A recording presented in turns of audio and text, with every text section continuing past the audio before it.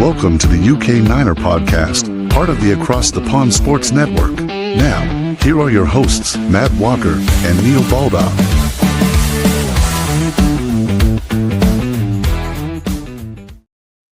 What's up, everybody? Welcome to the UK Niner podcast here, brought to you in association with the Across the Pond Sports Network. I'm Matt Walker, and as ever, with my buddy Neil Baldock, all the way back in Seattle after his exploits in Vegas last week. How you doing, bud?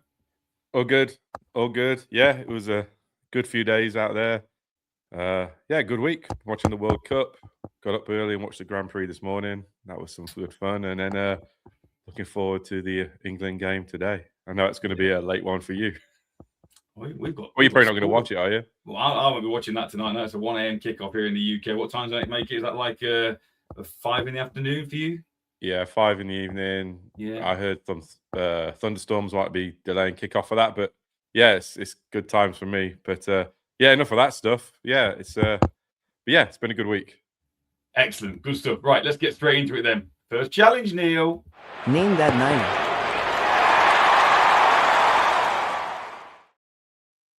Okay, not a lot to go on this week, I'm afraid. And I know we've not discussed this, and I know you said to me beforehand this is the most stressful part of your week, and you build planes for a living.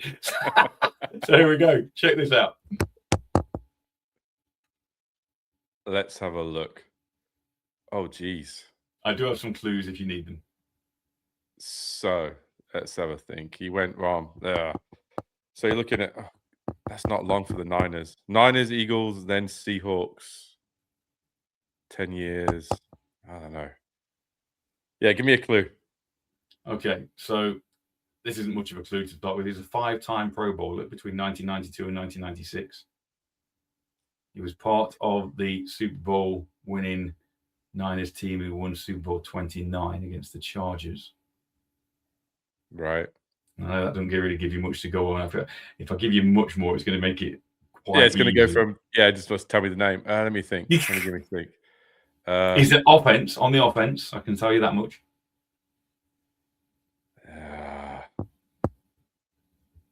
He went to Notre Dame. I can't think this one, man. I can't get it. So let's go. He's running back. Oh. On the Super Bowl winning. Are we talking? Oh, heck. What was his name? Are we talking? No, Ricky Watters? Yeah, Ricky Watters. Yeah. Oh, goodness. I didn't know he was with the Seahawks for like the end of his career. I can't remember him being with the Eagles either, if I'm honest. To be honest, once he left the Niners, I kind of just completely lost track of him. No, I remember a bit of Eagles, but again, I think it's always this final team that always gets you. I don't remember him in the Seahawks much at all. But by all accounts, according to my sources, I don't know how accurate these are, he was part of the Seattle Seahawks 35th anniversary team. Anyway, holds NFL record for most rushing touchdowns in the playoff game with 5. Most points scored by a player in a playoff game, 30, obviously on that same game. But so that's old number 32, Ricky Watters. Yeah, he was a great player, man. He was so cool. But yeah, all good. And a great season on that 94 season. And again, you know, that opening touchdown in Super Bowl 29 where he's bouncing off defenders into the end zone. That was just an absolute tone set, wasn't it? It was. And I'm going to go back and have a look at some of that stuff with it. I'm going to look at some of his Eagles and Seahawks stuff because I don't remember that much of that either. No, absolutely not. Right, good stuff, mate. Okay, you got this. I know I'm giving you some clues, but I don't want you to fail. I always want you to get them. So anyway, here we go. So what's coming up on the show today then? We've got the normal rundown, really. We've got Neil's Niner Nuggets, the newly named Neil's Niner Nuggets. How many more N's can you get in there? So Neil's going to take us through some of the news from this week in the off-season as we approach training camp. Then we're going to spend the second quarter on a bit of a training camp preview and what to expect. Halftime today, we've got a bit of a trivia quiz that I'm going to throw Neil's way. 5 questions from a 49ers trivia book that I found sitting at the bottom of one of my drawers in my bedroom. Not seen the light of day for a while, but honestly, it's not that old, actually. It's pretty much up to date, so you'll be all right. I'm going to give you a choice of questions as well, so you can dig your own grave for that. Third quarter, as normal, is the 80th anniversary, and today we're going to be having a look at our favorite Niner, but outside of Montana, Rice, and Young. And then to finish things off in the fourth quarter, we'll break down the roster as we've begun to do and carried on doing, kind of getting a fair way through all the roster now. We're going to look at our favorite position, the position of tight ends, based on the fact that it's not long been tight end university. Travis got married yesterday at Madison Square Garden to that lovely Taylor Swift. But anyway, no. But yeah, so that's what's coming up. Sounds good to me, mate. Let's do it. Here we go. First quarter. Take us inside Neil's Niner Nuggets for week 11. Yeah, well, just a few things. Quiet week this week. We spoke about it last week. How do you find news? But it was digging around. But first off, some D-end help. So Joey Bosa, it looks kind of like that's ending. Adam Schefter said it's more likely than not that he's played his final snap and he's going to retire. He's still unsigned, obviously. He got 5 sacks last year. But yeah, that's really cooled off. And like I said, I think if the Niners truly wanted to pair up the Bosa brothers, it would have happened by now. So it sounds like that is really cooled off. So maybe what Nick was saying a few weeks back when he said about Jerry concentrating on his golf game wasn't blowing smoke. It was accurate. Maybe Joey is hanging up the cleats, and yeah, it's sad in a way, but I don't know. It's one of these, isn't it? That if we had a signing, there'd have been loads of buzz about it. But would he have been effective for us? Who knows? The injuries, end of his career. Maybe he's still got a little bit in the tank for one final flourish with his brother, but it would have been more of a sentimental signing, I think, than an actual effective one. Yeah, I think so. And it would have been pure situational stuff. And yeah, who knows? But because of that, the media's had to fill that gap with news about Kyle Van Noy. So that's another possible free agent fit. The only good thing about this is that Van Noy said he would love to play with his quote unquote little brother, Fred Warner. They used to play at BYU together. So, I mean, this could be the option, just a low risk 1-year deal. But yeah, it kind of feels like the Joey Bosa news dropped away. So they decided to fill it with the Kyle Van Noy news. But we'll see. I mean, I think that would be a better addition than Bosa anyway. But yeah, we'll see where that goes. Yeah. Well, just on the other on the DN situation as well. Obviously, not so long ago, the Max Crosby, we were classed as being nuclear hot on Max Crosby. I remember that headline as well. But I don't know if you saw a young fan was talking to him at a signing or a meet and greet earlier in the week, and she basically went, "Can you come and join the 49ers for me?" And he just basically turned around and went, I can't. There's no way I can. I'm sorry. Thanks for everything you've done, but I can't. So, and you could tell he was sitting there almost consciously breaking this kid's heart. But so at the moment, it may be we've got what we've got in that D end room and the D line room, and like we previewed a few weeks back. Is that going to be enough? We hope so, but yeah, it's looking less and less likely we're going to add anybody there. Yeah, I agree. I think it's what we've got, and maybe talk a bit about that during the training camp breakdown, and then just for a bit of fun. So I know we spoke about it last week, but I did go into the sports book and I dropped $10 each on Fred Warner winning comeback player of the year. Should be a pretty good return. So $10, so it'd be $20 total. Would net us $5.20, but purely for fun, just to complete. Just why not? So I just got to remember I've got to remember sure I make my login for the. And thing is, I'm going to go back to Vegas to get the money anyway. But it's just good fun. But he's going to have to perform off the charts. So you're looking for all pro level. You're looking for someone like Pat Mahomes not playing well.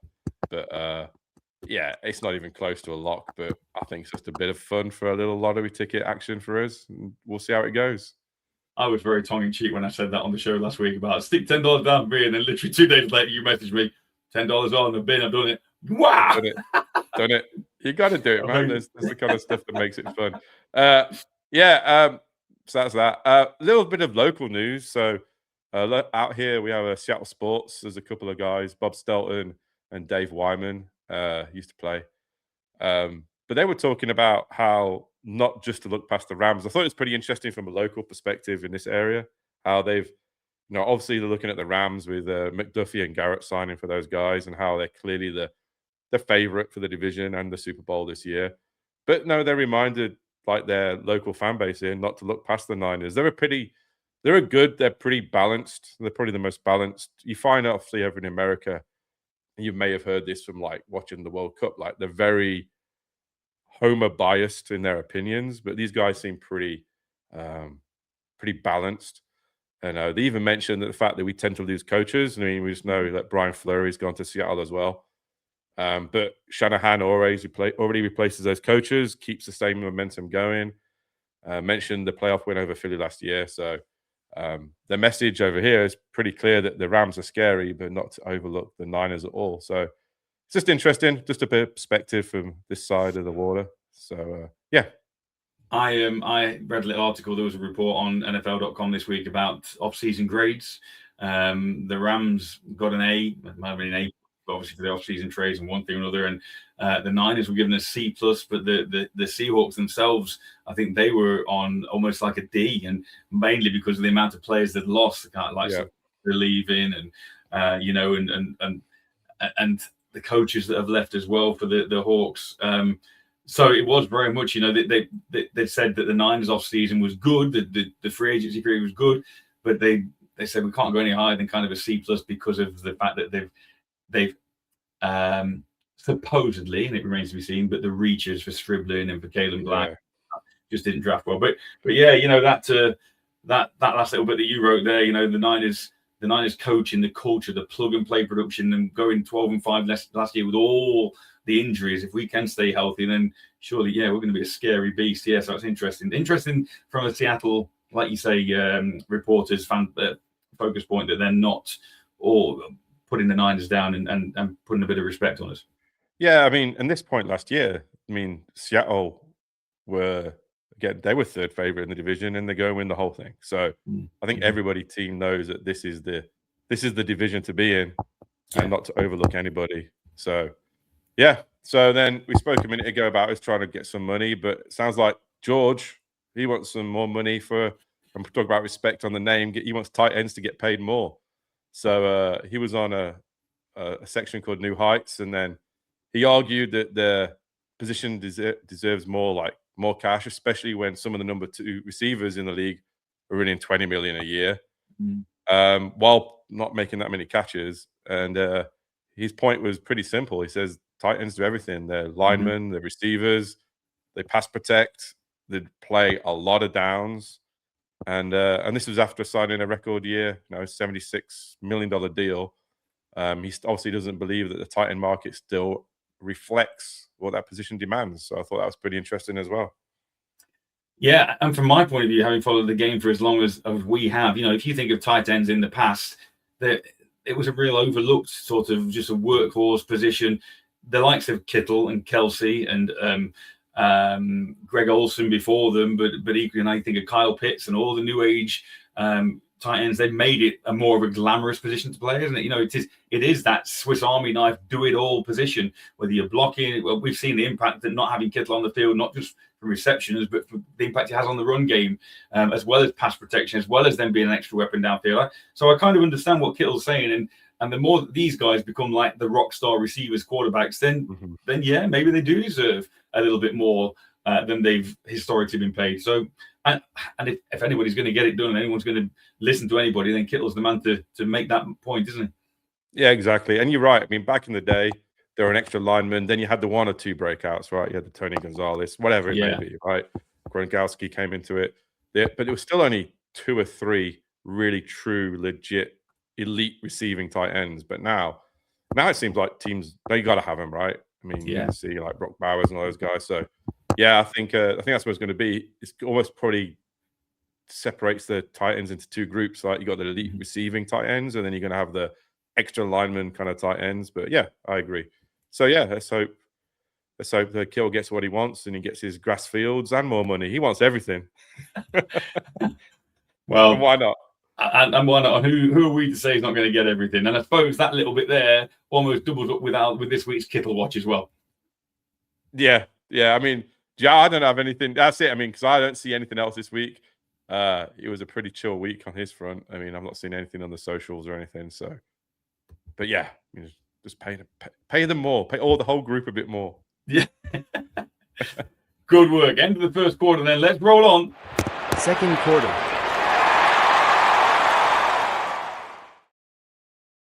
So training camp time of year is upon us, and when training camp time of year arrives, you know that the season is not far away either. Rookies report on July the 18th for the Niners, with the veterans due on July the 25th. So what's this training camp all about, Neil? What's the point of training camp? We've had OTAs, we've gone through the off-season. We've got that. We've got to break it down to the 53-man roster beforehand. So what's this training camp actually for? So I think what most people got to realize is this isn't about finding out who the Niners are anymore. This is like, we know who we are. We've set that culture. We've done the OTAs. This is all about execution and getting ready for the season, right? And you're probably going to see, if people have watched preseason games, they're pretty vanilla. You may see, the starters hardly play anymore. That's why I think a lot of the times the first few games of the season can be a little bit rougher than we used to see like 10, 15 years ago. But I think the main thing to look at in this one is we've got 2 joint practices. So Niners going to host Tennessee Titans in Santa Clara, I think on August 11th. Let me check. Yep. And then we go down and play the LA Chargers in El Segundo on August 18th. So that's it. I mean, that's what it really is. And these joint practices are probably far more revealing than what you're going to find out in the preseason as well. The controlled sessions, we may not see a lot of video on it. Lots of scripted, kind of like specific situational situations against and they're doing it the same thing as well, right? It's the whole iron sharpens iron thing. So yeah, that's kind of what it's for. Just trying to remind myself of the Niners schedule for this year. Obviously, I know we're playing the Chargers later in the year. Do we play the Titans again this year? Yeah, I don't think so. Can't remember. I don't remember that in the breakdown, but I could be wrong. I don't either, but I mean, obviously, anytime you're going to do a preseason game, and more often than not, we're playing the Chargers preseason because they're geographically one of our locals. But then to play them again a little bit later down the road, it helps both units. And like you say, you're a different team in preseason than you are in mid-season, so it might not have a lot of bearing, but interesting. And those joint practices are always fiery, aren't they? Yeah, they can always be a little bit. Something can always pop off. Though somebody will say something. But that's the good thing, right? I mean, you see that at every level of here as well at football, when no matter what it is. I mean, offense against defense, these are very like proud people, elite at their positions and stuff. And then there's always going to be those people on the roster bubble, right? We may or may not talk about them, and they may feel like they've got to prove something and overstep the boundaries, but that's what it's all about. And then, but there's a few groups to look at. I think one of the first ones to look at is probably the wide receiver room. Obviously, Jennings is gone. Ayuk is gone. So I love sorry to interrupt you. I love the way you've written down. Now Brandon Ayuk's future looks uncertain. It's not uncertain. I mean, I meant his whole future, really, I guess. Whoa. But like, even that, we don't want to talk about him too much. Yeah, I mean, every time I turn on the internet, he's even annoyed the Commanders. Even Jaden Daniels now, and Jaden, what's he? I don't know.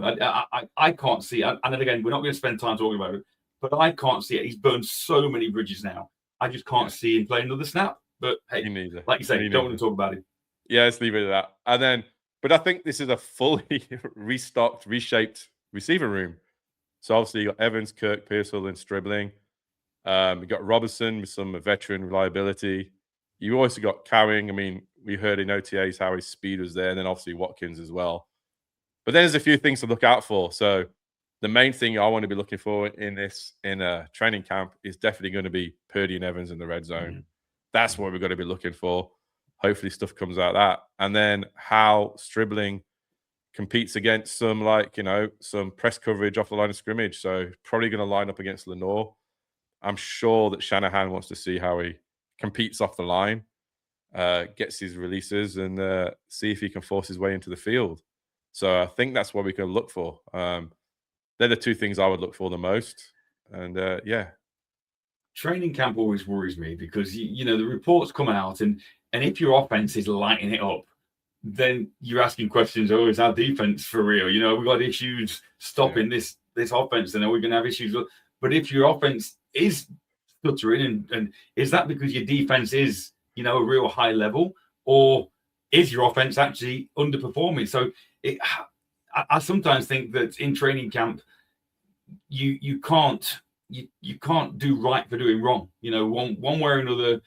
But again, I love the little line you put there about the chemistry between Brock and Evans. And if Brock's releasing the football between Evans and even turned his head, then you know there's that chemistry. You know they've got that link without that telepathic link almost about knowing exactly what the other guy's going to do. Yeah, I think that's the hardest thing for a fan to get used to, like you said, is like they're looking at such small, specific situational stuff. Like I said, like can Stribling get off the line against a physical like corner, right? It's as simple as that. Can he get out? Can he get off? Can he use his speed? If he just gets blown up like every time by Lenore, they're going to start worrying straight away. But we'll see. But I think that's a positive group to look at. The next group is probably going to be where the weakest link is right now on the offense for sure. Is a little bit of like where we go with our left guard. Yeah. So Burford's gone to Vegas. This is a massive vacancy to fill. We've got Robert Jones in. He gives us some veteran presence. And then Connor Colby and then the rookie Carvey Willis. But are they going to get in? So what you're looking for here is who's going to get all the snaps. I mean, I think if you see Robert Jones in there all day, every day, you're pretty certain where the team's going. But if they're like swapping people out, like maybe they don't know and they need someone to step up. And as much as it'll tell us a lot about that competition at left guard, it'll also tell us a lot about the D line and the the effectiveness of the likes of is Michael Williams back on form? Is Bosa back to his previous best? Is where's my man Adigizua? You're waiting for me to say it. I was like, because I've been practicing. Adigizua? Yeah. Adigizua.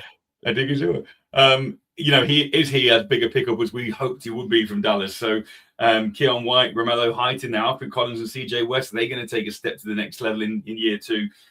So it's like I said earlier, it's that definite, if the likes of Robert Jones and the offensive line are literally going like that, thou shalt not pass. What does that say about our D-line? Because like you say, the least glamorous position on the O-line is that left guard, and we haven't got a recognized name in there. And if that unrecognized name does the job, then I'd be more worried about the defensive front and the fact that we're going to struggle to pressure the quarterback again. Yeah, that takes us straight to that D-line, right? Because the blueprint for Niners defense is always going to be the dominant four-man rush. So obviously you want to be looking Nick Bosa, and then obviously you mentioned Williams, Osa, Keon White, all of those guys. But the names don't matter unless we create collective pressure, probably collapse in the pocket. So again, it's going to be that situational stuff, like what the coaches are looking for. So it's not just watching the edge stuff. It's like watching, can the tackles force the quarterback off his spot? And then can whoever's going to be at left guard stop them?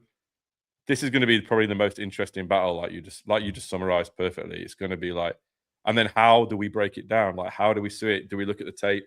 That's going to be interesting for us in the preseason, is really looking at that battle.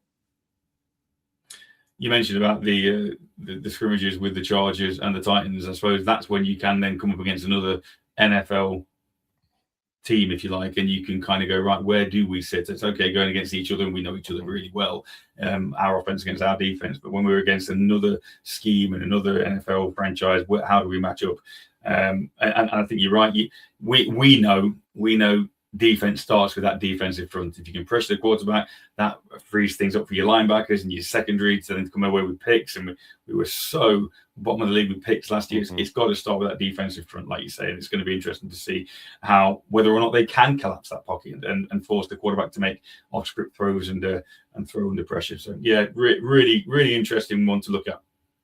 Yeah, and we mentioned last week, maybe 2 weeks ago now, that we thought the secondary is the weakest part of our defense, and we'll talk about those guys in a minute. But yeah, that's how you help them out, right?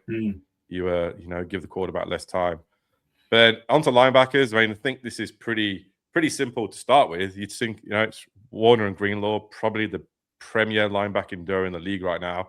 But that's the problem. They're the premier duo, and after that, it gets pretty fragile. So we'll see. Like Greenlaw's play, it does carry some kind of inherent risk. We know, he's all gas, right? So if either of these guys miss significant time, then that's what I think they're going to be looking for in training camp. Is this, who is the next guy to watch? Is it Bethune? Is it Nick Martin?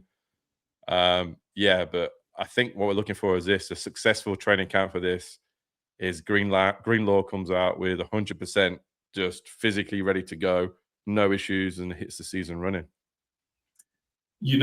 Psychologically, Greenlaw and Fred are going to be on the same page. They were less than a year or just over a year ago before he obviously went to Denver. They have that chemistry that we're hoping that Evans and Purdy can manufacture. When Fred was out last year, I did think Tatum Bethune came in and did it's obviously a step down, but he still did a job. I think he was effective. But obviously there is that worry about, you mentioned about all gas with Greenlaw. That's not only a danger from a penalty point of view, but it's also a danger from his own health point of view as well. But he only knows one way to play, and that's why he's so effective, isn't it? So it'll be interesting. And a year removed from that Achilles for Greenlaw, all being well, that year in Denver, we mentioned this in previous weeks, or that year in Denver was his recovery year, and all being well, we'll get 100% physically able Greenlaw, big play Dre back with us on defense. Yeah, it should be good, man. And like you just mentioned there with the communication between the linebackers, I think that's what we're going to be looking for, an improvement in the secondary. So like right now, there's a lot of people. We've got Lenore, Green, Upton Stout, Nate Hobbs, Jack Jones.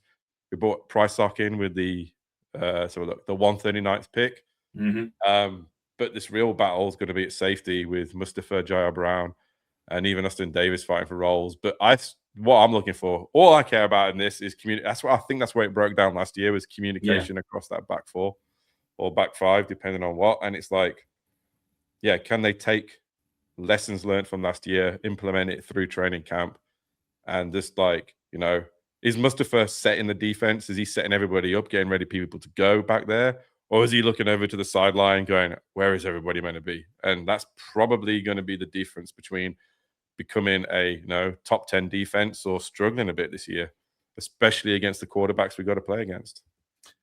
Yeah, you're right. And again, if we look into this deeper, how good or how bad is our secondary? Is our secondary not as bad as we think it necessarily is, because it was our injuries and our defensive front and our linebackers last year, which then put extra pressure on the secondary, our corners, our safeties, and they were always performing under pressure. They had to force and make the plays. Whereas if the linemen and the D-line and the linebackers are creating that pressure, that allows those safeties and those cornerbacks to play a little bit within themselves and maybe play a bit more relaxed, and then the communication becomes easier. So it is very difficult, I think, sometimes to say that position is bad, that position is bad, that position is bad, because it's such an interlocking system. We've already said the reason we didn't get interceptions last year is because quarterbacks weren't under pressure. They were throwing comfortably. They were picking us apart because they had time in the pocket. So therefore, our secondary could look real good, real quick, if we do start getting that pressure from the front, like we keep saying. Yeah, I think that's what we're looking for in training camp, right? We get inside pressure, Greenlaw stays healthy, there's communication from the safety position. Things can go real quick. Things can jump from a C to an A real fast. But if we're not seeing that stuff, then maybe that's a problem. I think it's just that question across each level of the defense, whereas you can't hang your hat. I mean, the only thing is, I would guarantee right now is if Greenlaw and Fred are playing well, we're going to play pretty well. But if we can dial up that interior pressure, like I said, in the communication, we could be looking at a really good elite defense, which is what we're going to need. Yeah, 100%. So 100%. So I suppose the last thing then, we'll talk about this a bit more over the weeks as things come up in training camp. Bubble watch. Who is on the bubble and who do we need to keep an eye on? Yeah, and I think this is one of the things we've got to realize, we know well, like Kyle Shanahan is, you make a mistake, you're struggling to make the team, right? So he wants someone who's going to make sure he knows their assignments. It's probably more about effort and being correct and accurate and knowing what you're doing, knowing what your job is, more than making one flashy play. Yeah. We've seen that before, where players make a mistake in training camp and you never see them again. No. So we spoke about the receiver room earlier. So Robinson, Carrying, and Watkins, we can assume that Evans, Kirk, and Pearsall are going to be there. We're really hoping Stribling goes on. So it's going to be those guys. And then you start looking at things like, how are they going to support the team? Are they going to be in backup receivers, or more than likely, are they going to end up in special teams on punt coverage, those kind of things? So, I think Cowing is a pretty solid here. His returnability and his speed, we've already seen that in the OTAs. So we'll have to wait and see on that one. What do you think? Yeah, I think Cowan's probably the most versatile out of those three. Demarcus Robinson brings the experience. He had a big game against Philly, didn't he, in the playoffs for us last year, stepping up when people were down. Watkins, we've not seen anything from, unfortunately, at the moment due to his injury. But I'm with you in out of those three. I want Watkins because he's a big body receiver again. I want Watkins to try and show something to keep himself in there. But I think with the speed and the versatility, like you said, of kick returning, punt returning, Cowan's probably got the jump on those three. I agree. Yeah, we'll see how it goes. But like I said, and then we mentioned defensive line earlier. I don't think this is more a case of a bubble thing, just a numbers thing. It's like number of roster spots for the number of people we have. So you can look at Grayson Holton, CJ West, and Alfred Collins. I mean, they're great players. They've always contributed in the past, but is there space for all of them? Do we carry an extra interior lineman? I don't know what's going to happen. Do they value the inside or the outside of for the pass rush and collapse in the pocket? Are we going to put time into rotational and then development, or do we want people to hit big straight away? So I've cut this kind of in this section, but I think it's more of a case of how many people we're going to carry in that position. Yeah. Of course, Grayson Halton's a rookie, isn't he? So we've not seen him before yet. Obviously, CJ West and Alfred Collins both going into year 2. And I think CJ West probably performed a little better than Collins overall last year. But yes, it's I know you were quite excited about Grayson Halton, so we'll see how that goes. But I agree. I think that's a numbers game as well. But again, when you put such emphasis on the defensive front and you want to keep those players fresh, do you make sure you've got more of those guys so you can rotate and then make the math work somewhere else? Yeah, and I think that's what it's going to be. And who's going to show up? Just showing that energy on the limited snaps they're going to get. Probably the only other spot, again, it's on the defense. We spoke about it. It's probably going to be linebacker. And it's not so much, again, it's just going to be like, who is going to be there? Who's going to be the main backups behind Warner and Greenlaw? And maybe it's more of a case of not people necessarily on a roster bubble, but who's the backups? Who's it going to be?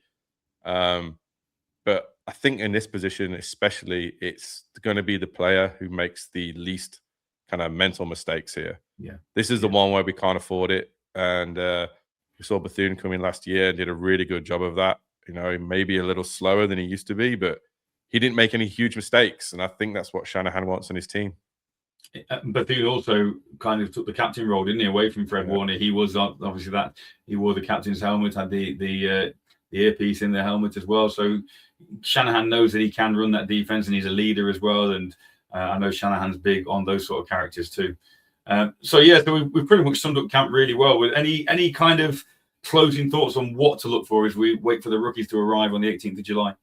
Yeah, I think you need to look at special teams, how they're going to be using special teams, their position flexibility, making sure you're available. I mean, they always say it in the NFL, like, you know, not being injured is the best stat to have, right? You know, it's being available. Let me put it for you. Availability is the best ability. There you go. That's what it is. That's what it is. And then I think, honestly, I've reiterated probably too many times, is Shanahan wants that mistake avoidance, like mental attitude being locked in. That's what he's looking for. So if any of those players step up, then that's what they produce during the training camp. They got a great chance of making the 53-man roster for game day. We mentioned last week, we said about NFL standing for not for long. You know, not for long if you make errors, not for long if your character's not right. And an unfortunate thing about any of these guys, obviously I'm covering the American Football League Europe at the moment, and there are some outstanding athletes in that went to NCAA, Div 1 colleges and just didn't quite make it. Maybe we were on practice rosters for the NFL for a couple of years, and you see them now playing the game out in Europe, and they are incredible athletes. But the fact of the matter is, you make one error in an NFL training camp, and there's plenty more people we can pick up. Bye-bye. So yeah, it's a real. We know it's a cutthroat business, even for the guys. When we're thinking about people being traded and people being cut and one thing with it, it's a cutthroat business, is what it is. So for those guys on the bubble, you've got to play mistake-free football, and your character's got to be pure, and it is a pressure cooker for those young lads, isn't it? It is, and but that's why they get paid the big bucks when they make it, right? So absolutely, yeah. So it's going to be interesting. Let's go back. When does it all start again? Rookies on July 18th of July. Wow. Yeah, that's real quick. It is, and I think you said the veterans on the 25th. Yeah, and then we got Titans on the August 11th. So yeah, we're only yeah, we're only a month away from our first joint practice. So Crazy. football's coming. Yeah, baby. Let's go. Can't wait. Can't wait. Right, let's take a breather. Let's take a breather. Let's get to halftime. Now, I've dug out the ultimate San Francisco 49ers trivia book. Okay. So just so you know, Neil, this was published. The ultimate, not just the normal one. No, not the normal one, not the bog standard one, the ultimate one. Nice. This was published in 2020. So okay, we're kind of more than half a decade away. But there are different sections in this book, and the section that I'm going for today is chapter 2, called Numbers Game. Okay. Oh, okay. All right. So there are 20 questions. Okay. I'm not going to ask you all 20. And you're going to pick a number between 1 and 20, and I'll ask you the number, but the answer all relates to a number, basically. Okay. So pick a number, my friend, between 1 and 20. We'll see how you get on. Let's go for number 5. Question number 5. The last player. Oh, you see, this might be wrong now because it's 2020. It's all right. As of 2020, the last player. As of 2020, okay, cast your mind back. As of 2020, the last player to wear number 7 for the San Francisco 49ers was Colin Kaepernick. True or false? True. The answer is true. Correct. There we go. 1 for 1. There we go. Can you think of anyone? Oh, I'll tell you who has worn number 7 since. Charvarius Ward. Oh, yeah. Yeah. So I don't know if anybody else has since that, but definitely Charvarius Ward since Kaepernick. Yeah, but as of 2020, per the ultimate trivia. Spot on. Right. I'm writing down the numbers so I just remember. I'll take, let's go for number 11. Number 11. Okay. My goodness me. University of Minnesota football coach PJ Fleck played for the San Francisco 49ers in what was the only NFL game of his career. Nice. Which current 49ers player now wears the number he wore that day? And your options are Jimmy Garoppolo, so number 10, Deebo Samuel, 19. It would have been 19 at the time, not number 1. George Kittle, 85, obviously. And Mitch Wishnowsky. What number was Mitch Wishnowsky? But was he 4? No, maybe. He may well have been, yeah. So you've got Garoppolo, Samuel, Deebo, Kittle, or Wishnowsky. What number did PJ Fleck wear? I'm going to go for 85. No, it was no. Jimmy G. It was number 10. Disaster. It was number 10. Oh, God, I wouldn't. That's just your 25%, 1 in 4 chance. Anyway, your record, you're 500, you're 1-1. Give me another number. Perfect. 19. 19. I've never heard of this lad, and I think I'm a pretty big Niners fan. Which player has worn the most different uniform numbers for the 49ers? Del Rogers, Vitko Grigic, Ed Henke, or Don Burke? Well, on the name alone, I'm going for Big Del Rogers. Del Rogers is incorrect. It was Don Burke. He wore 5 different numbers while he was with the 49ers. I'm looking up Del Rogers, though. Yeah. Write his name down. I got a feeling If he even played for the Niners, this could be made up for all I know. I reckon, wasn't Del Rogers a running back? I think Rogers was a running back, or either a running back or a DB. I've got a feeling Del Rogers, but anyway, I might be wrong. I reckon halfback. Look it up and let me know in the week. Del Rogers. Anyway, 2 to go. Now. Well, go on then. Yes. You actually. He was a running back. There you go. I'm pretty sure. Did he play in 1988? No, 82-84 from University of Cal. So 3rd round draft pick. Okay. Del Rogers running back 82-84. Dude, he looks the business, man. He looks all right. Surprised he didn't make it. Sorry. Cool. Right. Okay. You've had number 5, number 11, number 19. I'm going to go. We mentioned Jimmy earlier, so I'm going to go back to number 10. Number 10.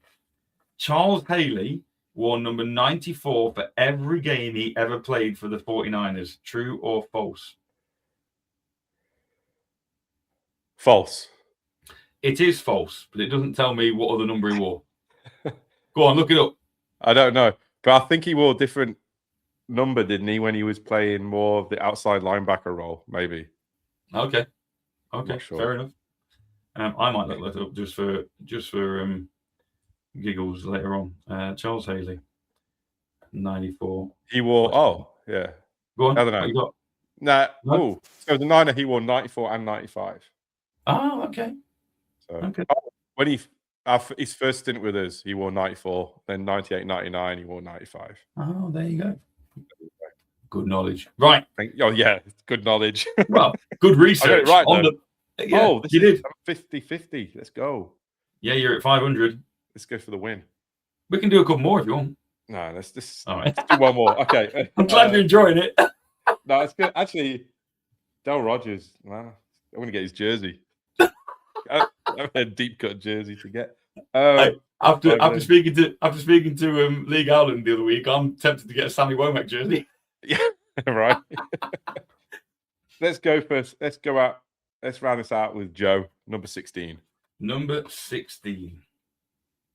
Running back Frank Gore started his long career of 10 seasons with the Niners and ran for more than 11,000 yards with the team. What number did he wear while bulldozing over defenders in the backfield? He wore 21, right? He did wear 21. Of course he did. Oh.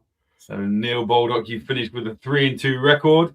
I've got a feeling that book's going to come in use at other half times over the year. Look how thick it is. We've got plenty in there.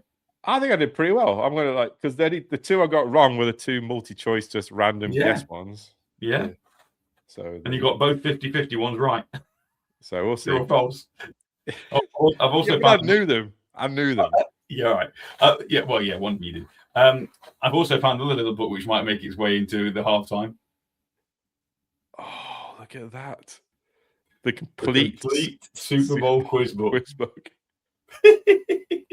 That may make an appearance. Anyway, that's some good stuff. Don't know where that came from. Right, love it. That's what we're doing now. We're going on Amazon and buying books from 30 years ago and quizzing each other. What content this is for YouTube? They're going to be loving this. When was that published? Let's have a quick look when that was published. There's not even a published date in there. No, I think it's still yet to be released. Oh, wow. Oh dear. Anyway, right, love it. I like half times. Let's move on. Let's go. Third quarter.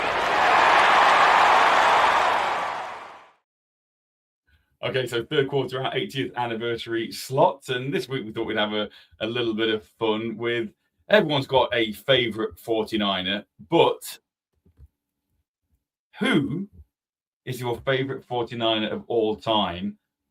But you're not allowed to pick Joe Montana, Steve Young, or Jerry Rice. So you're asking me now? You know who I'm going to go for.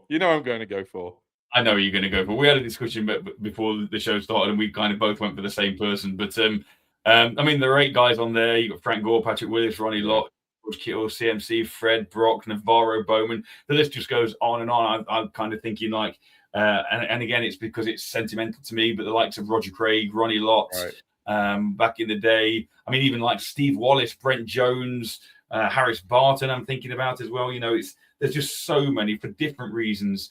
But yeah, well, I'm not going to tell you who it is yet. Have you got any others before you say who that favorite player is? You know, who would make your list? Who would make your kind of top 4 or 5? He's actually on this list. Like Patrick Willis, P. Willie back in the day, man. Like it was a close call. He was he's my second favorite. Like off that list, Rice is my favorite. Right, then you're going to go Patrick Willis. I just thought the way he just changed the game, set the tone. A pretty short career, but I mean, what a player! I have his jersey upstairs. I mean, I love that guy. I just loved his attitude. Yeah, and then even nowadays, like my son's favorite player is probably CMC. Right, Logan loves him. He was wearing his jersey yesterday on July 4th. So, yeah, that's who I want to go for. But and then you could looking back, even back into like the stuff like the John Harbaugh days, right? It's kind of like on his offense, it was like some great players. But I think right now is like I can't look past the Shanahan era, unfortunately. And yeah, so I have my pick. And I've got my pick, and it's the same pick. And I think not only because of the quality of player that he is, but also just because of the enigma and the human being that he is, the character, the almost larger than life, isn't he? He's not just a football player. You almost feel like you know him personally. He gives so much of himself. He does his own podcast. I'm trying my hardest to try and get on his podcast with him and his wife. Have you seen his podcast? I have. Yeah. So but he just everything he does, he just seems genuine. He can't do enough for the fans. He's the heart and soul of the team and has been for the last nearly 10 years now. There's been other big names around him, but we mention him every week. We've got a segment devoted to him. Pretty much, it can only be one player, can't it, Neil? It can. George Kittle, number 85. What a person. What a player. He's everything that, like, my son plays. He's everything that you'd want. His attitude, I think, more than anything, right?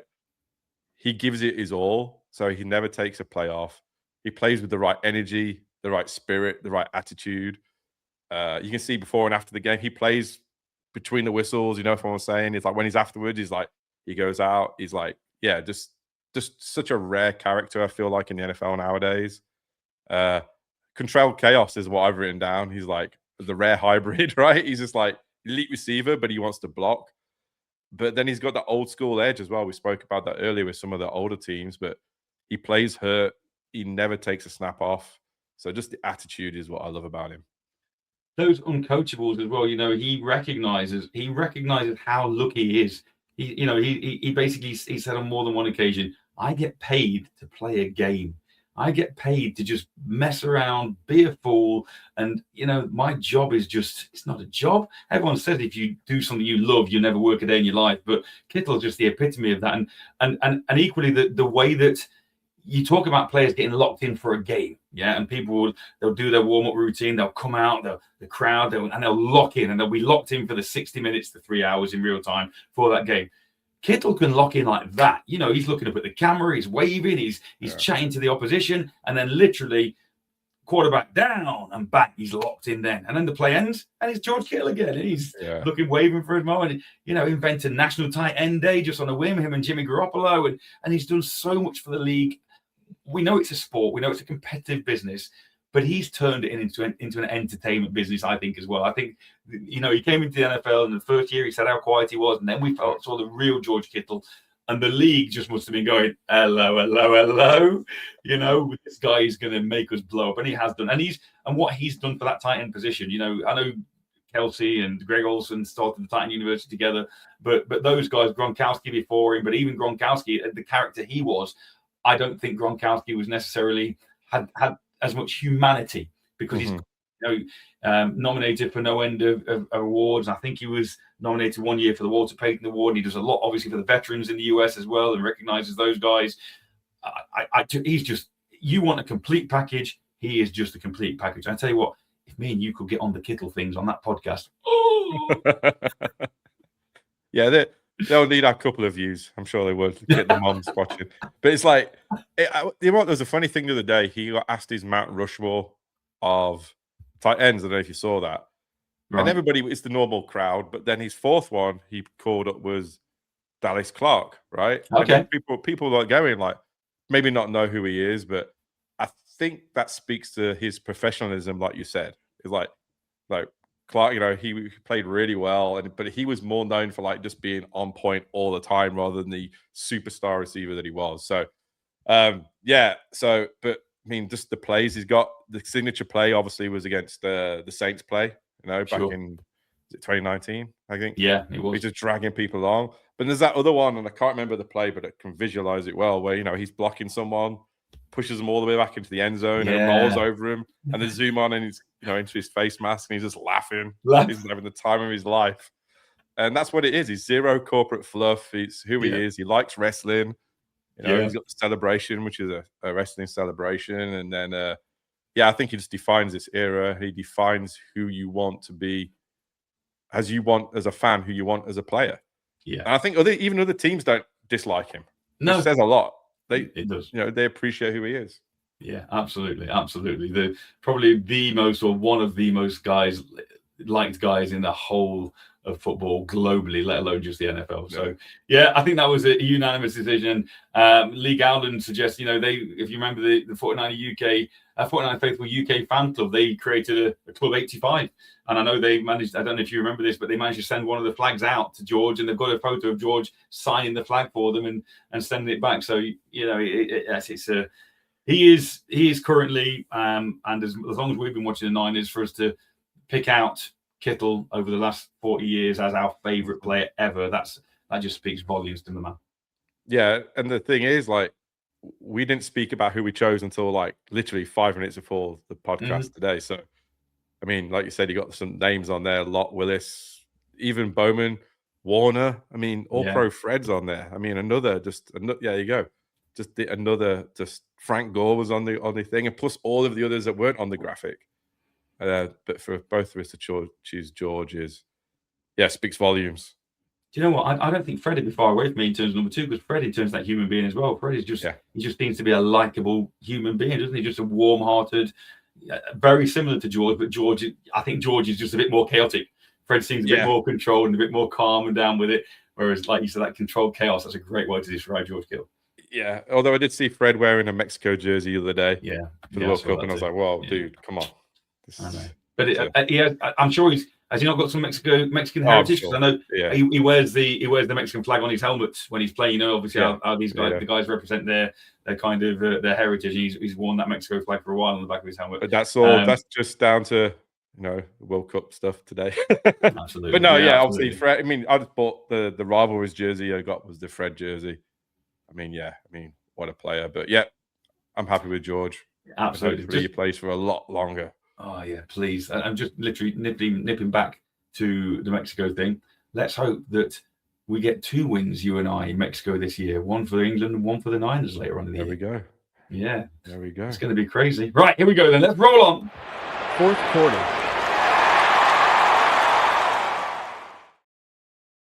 So the fourth quarter then is upon us already, and it's our roster breakdown segment. Oh, and as if by magic, Neil, what position should we talk about today? Oh, let's talk about tight ends. It's tight end day. What was it? 7-5. Let's write it down. I should have made it 8-5. Really, that was bad. We should, shouldn't we? I'm planning. Oh, well. But I must just apologise because I put this next graphic up on the board. AI is a wonderful thing, but it's George. If you are watching, that would just make my millennium. I know you're not, but I apologise in advance because AI has done you dirty on this image. But anyway, here are 4 of our current tight ends, Neil. We know we've got a couple more, but I think over the years, obviously George is the man. Jake Tonges kind of came to fruition last year when George went down early in the year. And filled in really nicely. We've had people like Ross Dwelly in the past, and anybody playing under George is going to get expert tuition, expert tutelage, and play the position the absolute right way. But as far as a room going into training camp, what are your thoughts? I think this is probably the best tight end room we've had in the George Kittle era, and maybe one of the best ever. It's not going to be peak Kittle, like it's not going to be 2018, 2019 Kittle, where he goes off superstar, 1,000 yards, whatever. But it's just the depth. I mean, you got Jake there. I mean, just came in last year as backup, great player. Luke Farrell as well, more of a blocking tight end for those heavy personnel runs, but still like really good. And then you have Braden Willis down as their 4th string, but I think Khalil Dinkins could make his way into this room as well. So I think this is really good. I think that this offers true depth that we may or may not had in the past. And you can see this is the way the league is going. You can see now, even with the Rams last year, how many 3 tight end sets did they run towards the end of the season? Yeah. So having a deep, tight end room that can not only block but also then break out into the pass game is huge. And I think we've got it. I think we've got one of the best in the league, if not the best tight end room in the league, depending on health, but certainly a top 3. I don't think I'd go any lower than that. So, really happy with this room. Yeah, I agree with you. I think, every cloud has a silver lining, as they say. And when George went down, I think it was in the Seattle. Was it the Seattle game week 1 he went down? It was, wasn't it? And then Tonjes came in and scored that touchdown in that game, I think, to win it right at the end. And that experience and that sort of early season stretch for Jake Tonjes really gave him the ability to show Kyle he can step in, and he got that experience now. And then to back up George this year, Kyle will know he's got an already proven backup if George does struggle again. Luke Farrell, 6th-year player, he's got the experience as well, and I think he's in a similar mold to Jake Tonjes. And I agree with you, Braden Willis, has got potential, but as you mentioned, that Khalil Dinkins, he's a really interesting one. 6'4", 226 pounds from Penn State. But yeah, I'm really pleased. There's 6 Titans that we've currently got on that roster, and you think we'd knock it down to 4, maybe. I can't imagine it's going any more than 4. They'll go 4. So it's going to be obviously your top 3 there, but then it's going to be Dinkins, Braden Willis, and then got Hayden Rucci as well. Yeah. But he's played in 4 NFL games as well. So you're looking at your 6th string at the moment. He's got NFL stuff as well. So I think Willis and Rucci are probably going to be on the roster bubble. I think Dinkins will force his way in just purely for his developmental and role projection, the way they'll see him go. Obviously, he's a little lighter. It looks like he's down at 226. So we'll see. Maybe they move him around a little bit more, put some weight on him. But really happy with this. And then I was looking at some other stuff as well. Like Kittle's chasing down some history this year. So obviously he's coming off the injury. But he's coming in with the season with just over 8,000 receiving yards, which is 10th all time. So we're talking about receiving legends in the game. He's already in the top 10. But he can overtake this year Jimmy Graham, Zach Ertz, and Greg Olsen and probably get into 7th place. And he's also only 560 yards behind Terrell Owens for 2nd place on the Niners all-time receiving list. That's crazy. So, that's a crazy stat right there. Yeah, I mean, obviously Rice is unreachable. Yeah. But, I mean, if we have a tight end with the players we've had, and we just spoke about our favorite Niners of all time, he gets the he comes, and he's going to get there. If it's not this year, it'll be next year for sure, right? Wow, what a player! Do you know how many yards he needs to go past those 3, Graham, Ertz, and Olsen? No, I can't. Don't know off the top of my head. Okay. But he needs 565 to overtake Owens, is what they made here. So he should get all of those. I think he's going to catch him up and start making some real roads into just really cementing his Hall of Fame career, in my opinion. Absolutely. But I'm excited about that tight end room as well. And again, you talk about on-field coaches, and George is definitely that, and Tonjes will continue to develop, and they'll play that just in the right way, won't they? Because George won't let them do anything but. So good stuff. I mean, have we had a room yet that we've looked at that we've not been kind of excited about? I think the only one we were cautious about was the secondary, but like we said, was there mitigating factors into that? I think quarterbacks is looking good, and let's face it, like they said the other week, if we were in any other division, we'd be favorites to win the division in the NFC. So obviously we're not got a weak roster by any stretch of the imagination. It's just maybe a little aging, a bit prone to injury. We maybe overreach for rookies, but that's every team in the NFL right now, right? So Absolutely.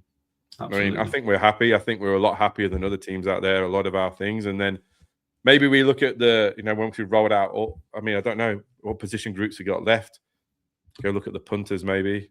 We got O-line. I mean, O-line, like we said about left guard earlier on, O-line could be a little bit of a worry. We mentioned about maybe should have addressed that in the draft a bit more. But I don't think we're far off all the way through, I don't think. But and then maybe once we've gone all the way through, that will take us into training camp, and then we can start looking at the team as a whole. Obviously it's a good team. Yeah, it is. It's a good team. The problem is there are 2 other very good teams in with us, like you said. And we just got to stay healthy and there's an element, isn't there? You can worry about the Seahawks, you can worry about the Rams, but actually you can't control them. You've just got to control the controllables, and you just got to worry about yourself and making sure that you do everything. And football's all about executing. It's about, like you said, about communication earlier on. It's about execution, reps, chemistry, communication. And if you can just take care of that, then all being well, the rest of it will take care of itself. Agreed. And so let's see what goes. Let's see what happens. But yeah, I think of all the rooms to worry about though, this is like I think it's very similar to I think it's a quarterback room, like our running backs, and this one, whatever. They're fine. Yeah, we've looked on touched on defense a little bit, but yeah, this is a no worry room for me. It's like just happy days. Absolutely. Well, Neil, the scores are tied at the end of the game, so we've got to very quickly go into overtime. And I've just got one thing that was literally I've just thought of while we've been doing the podcast tonight. Did you hear the news this week that the Niners are talking about moving their practice facility? Yeah, I read a little bit about it. I don't know whether to read anything to it or not. But, I mean, I think it's an absolute joke, personally. But if even one player, free agent, rookie, even has a hint of a whiff that they believe it and it stops you signing them, then I mean, that's the only reason I would even consider this. But it is what it is. And it's something that'll never go away. If we have a season whereby we are injury free, or you're not going to be injury free, the nature of the sport is people are going to get injured. But if our injuries are significantly less than last year, and maybe then it goes away, but we get another season like we had last year, then those jungle drums are going to carry on banging. And we told you, there was something in it. No one listened. So, but yeah, I'm with you a little bit like that. I don't think there's anything particularly in it. But hey. No smoke without fire, I suppose, on the other side. Who knows?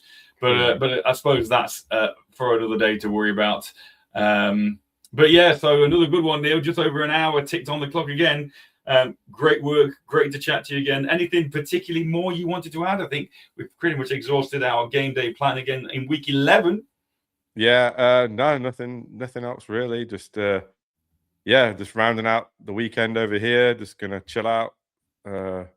Watch a bit of World Cup, and that'll be it. So cool. Well, I'm going to wake up in the morning with the results pinging to my phone, and I'm hoping it's a positive one. You enjoy the game, Neil.